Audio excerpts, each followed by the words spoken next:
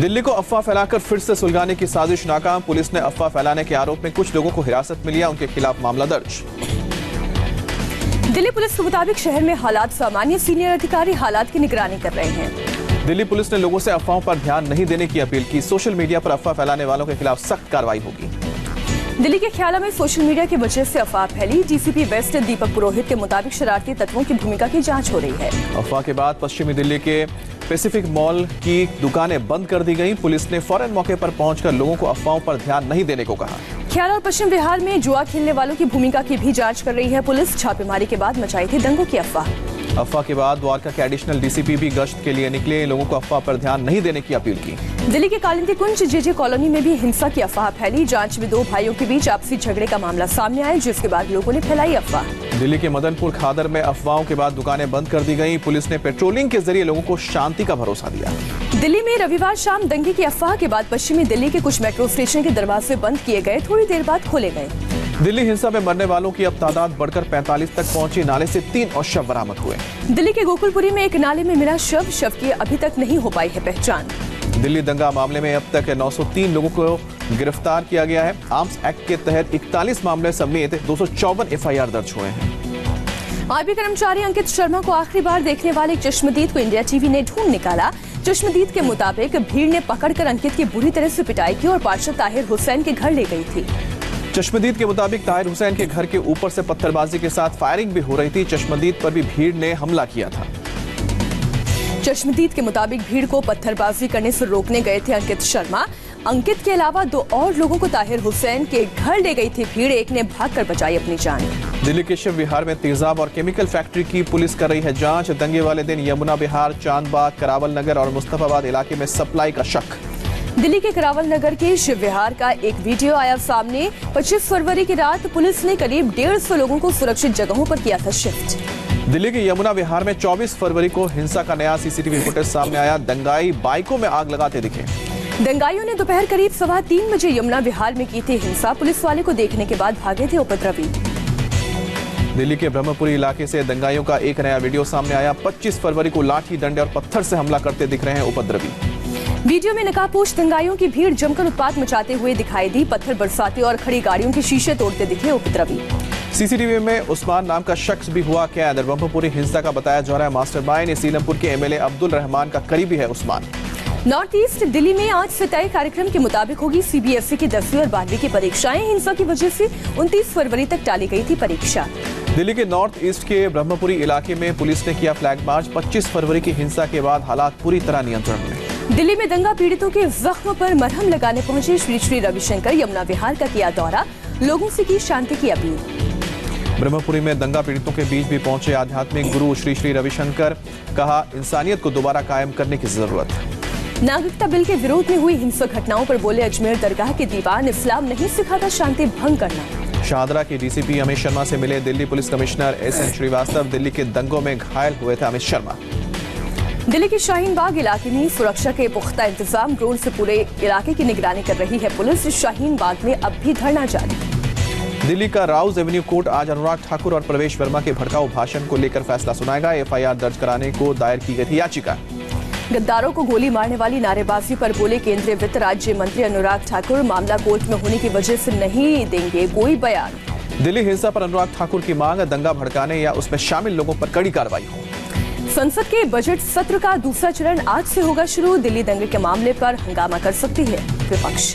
लोकसभा में कांग्रेस के नेता सांसद अधीर रंजन चौधरी का बयान, संसद सत्र में उठाएंगे हिंसा का मुद्दा। गृह मंत्री का मांगेंगे इस्तीफा।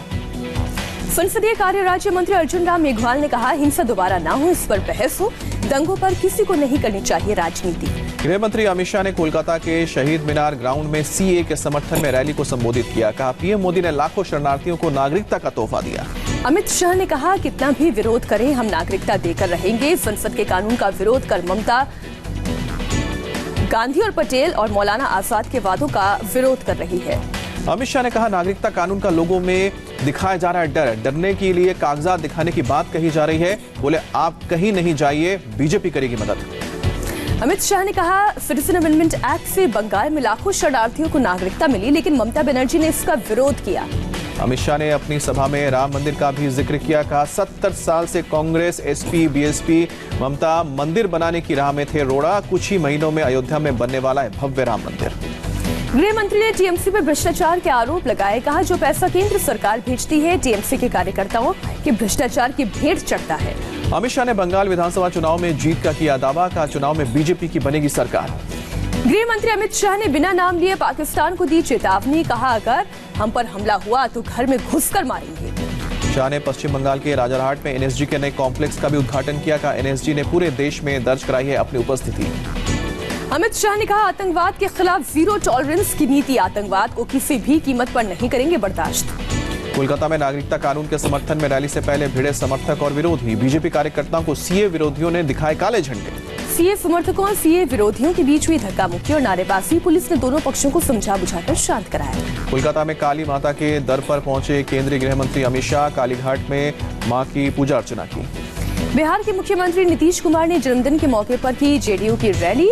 कहा बिहार में 10वीं में लड़के लड़कियों की संख्या बराबर। लोग कहते हैं शिक्षा खराब हो गई। रैली में बोले सीएम नीतीश कुमार 2010 के आधार पर हो एनपीआर। कार्यकर्ता सम्मेलन में नीतीश कुमार ने उठाया विशेष राज्य के दर्जे का मुद्दा। कहा हम लोग स्पेशल स्टेटस की मांग करते आए हैं। जेडीयू एनडीए के साथ लड़ेगी विधानसभा चुनाव। नीतीश कुमार ने 200 से ज्यादा सीट जीतने की उम्मीद जताई। पटना के गांधी मैदान में नीतीश कुमार की रैली में सामने आई अजीबोगरीब तस्वीर। नवादा से विधायक कौशल यादव बीच रैली में पैर दबाते नजर आए। कार्यकर्ताओं से पैर दबा रहे जेडीयू विधायक कौशल यादव ने पूछा पैर दबाने में क्या गलत है। कहा 15 किलोमीटर पैदल चलने की वजह से काफी थक गया था। मुंबई पुलिस की एंटी एक्सटॉर्शन सेल ने एजाज लकड़ावाला के करीबी को गिरफ्तार किया। एजाज से कस्टडी में हुई पूछताछ में सामने आया था नदीम का नाम।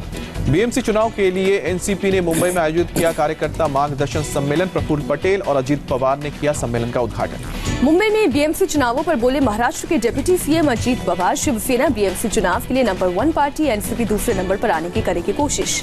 अजीत पवार ने एनसीपी कार्यकर्ताओं से गलतफहमी दूर करने की अपील की। आने वाले चुनाव में गठबंधन वाले दलों के साथ चुनाव लड़ेगी एनसीपी। मुंबई में एनसीपी प्रमुख शरद पवार का बीजेपी पर हमला। लोगों का समर्थन न मिलने पर सांप्रदायिकता फैलाने का आरोप।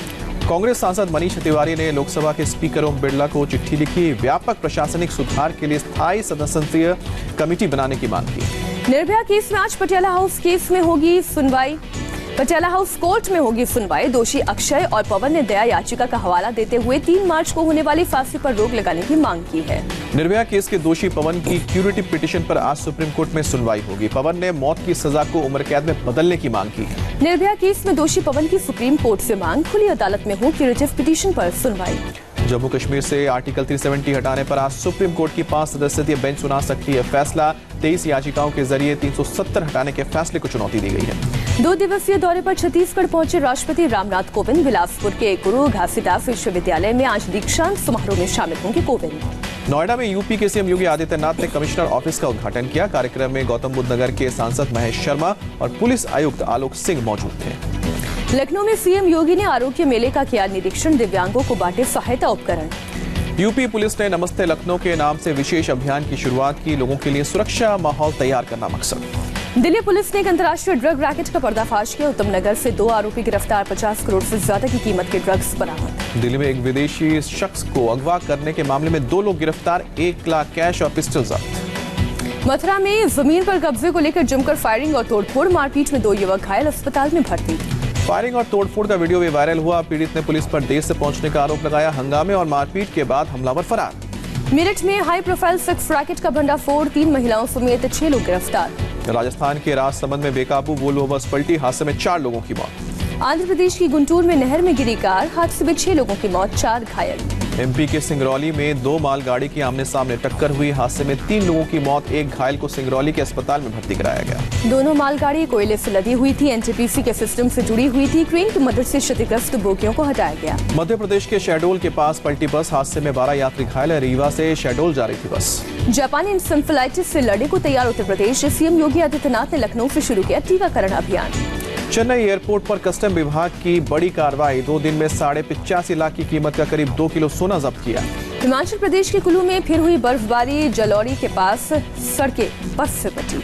आगरा में बारिश की वजह से आलू की फसलों को नुकसान पहुंचा। तेज हवा की वजह से सरसों के पौधे भी गिरे। चीन में कोरोना वायरस से मौत का आंकड़ा बढ़कर 2,870 तक पहुंचा। अब तक 79,824 मामले सामने आए। हांगकांग में चीन के दखल के खिलाफ प्रदर्शन के 6 महीने पूरे, सड़कों पर उतरे लोग। मलेशिया के नए पीएम ने पद की शपथ ली। मलेशिया के राजा ने ऐलान किया था पीएम के लिए नाम। ब्राजील के रियो डी जेनेरो में कार्निवल चैंपियंस परेड आयोजित, हजारों लोग कार्निवल में शामिल हुए। कोरोना वायरस से तेल की कीमतों में गिरावट, खाड़ी देशों के शेयर बाजार में मचा हाहाकार। क्राइस्टचर्च टेस्ट में भी भारत हार का खतरा।